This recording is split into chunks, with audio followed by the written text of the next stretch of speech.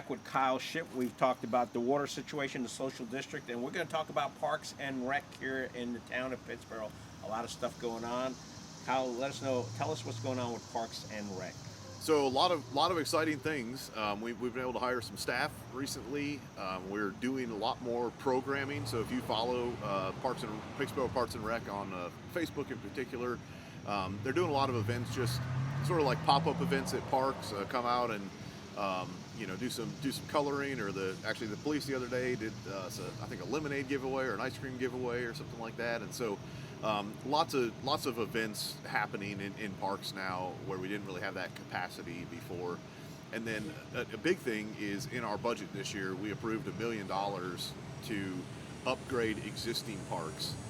And so we're pretty excited about the new parks that are coming, like Night Farm Community Park, and that's a really nice park over there. But we want to make sure that our existing parks that have been here, we're also investing in them to keep them up. And so the basketball courts over on McClanahan Street and the tennis courts, those are being redone this year, resurfaced, and we're putting pickleball lines on there. Holy cow, you put in pickleball? Official pickleball lines now. So there's like, I think there's pickleball groupies out well, there. they already play, it's already painted over there, but we're going to do it officially and have a lot better surface. That surface is in pretty rough shape right now.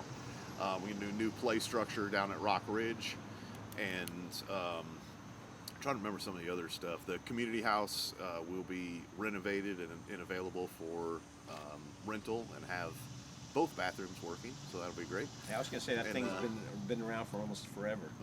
I think it's about 100 years now. Yeah, so we're starting on the renovation of that.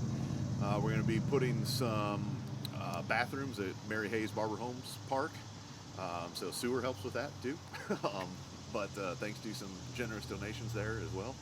And so just a lot, trying to keep up our parks. We've got the new fire truck. That's my son's favorite, over at Kiwanis Park, and he calls it the fire truck playground now. So just, it's a priority for us to keep investing in our existing parks while we work on, bringing all the other parks on as well. One of the things in the Chatham Park plan is they've allocated X amount of acreage for a recreational area. What's the scoop on that? Is that 40 or 50 acres of land? So there's one on the Moncure Road that's about 50 plus acres, I think. And so, like you said, they have a requirement in their master plan to donate a specific amount of acres for every residence that they build. So if they build 22,000 acres or 22,000 units, it'll end up being about 670 acres of parks that they'll donate to the town. So it's significant, and that's in addition to other private parks and other amenities and stuff. So a big chunk of that they did probably about 6 months ago now is they dedicated just over 50 acres on the Moncure Road to the town. So we're working through what we're going to do there, but I mean the reality about building a park of that size is it's going to be really expensive, and so we're working through what that means, what we want there in terms of programming, essentially types of field and trails and things like that. But it's really important for us to have control of that property as we apply for grants and things. They want to know that we own that land. That's a significant investment, of course, but it'll be a while before we actually do anything formal on that property, just because of what it's going to cost. So what kind of ideas are being tossed around? I mean, you're at that idea stage. You're not committed to anything. Right. What kind of specific ideas are being tossed around? So a lot about a regional sports facility is kind of the term that has been used, which can mean a lot of things, but enough fields to have tournaments. So whether that's baseball fields or soccer fields or other types of fields, and then I think a playground and some other things over there. But we want to. That is one of our goals in the town, is to have a facility where we can start attracting tournaments to town as we get more hotels and other things, and as we grow, to have that be part of the tourism aspect of Pittsboro.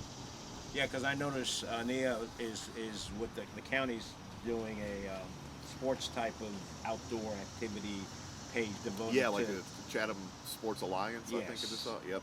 Yeah. And it looks like that Chatham County has a lot of opportunities, and it sounds like Pittsburgh's planning to do some of that with their sports facilities. Right. And we've got other large parks that we're going to work with Chatham Park on, even in the North Village.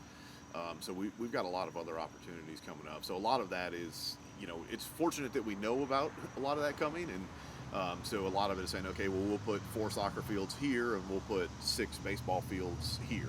So we have the opportunity to kind of shift that around.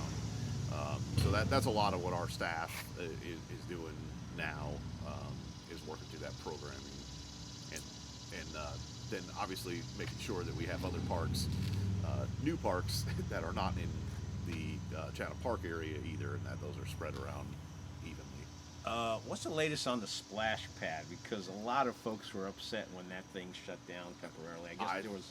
I have a son that was also.